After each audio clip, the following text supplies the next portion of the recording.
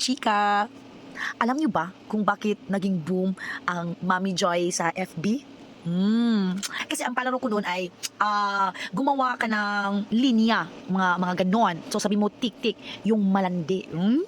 Ganyan kalandi ang mami nyo. Noon kasi, may palaro ako na yung ano yun, budbud na tik-tik. So yun ang unang parang palaro ko ba na Q&A sa FB na naging boom ng lahat. Grabe yung engagement.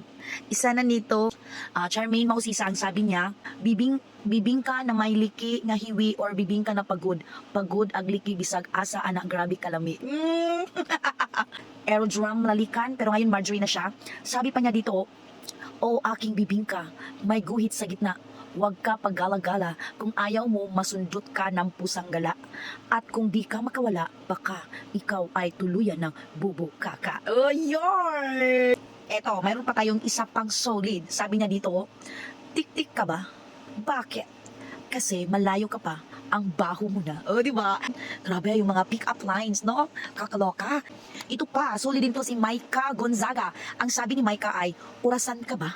Kasi, tumitik-tik ka palagi. Oh, di ba? May hugort yarn. Sabi pa ni Mare, oh, siguro pinaglihi ka sa tik-tik kasi gabing-gabi nangangalabit. Yarn. Malande. Yun ang mga topic noon.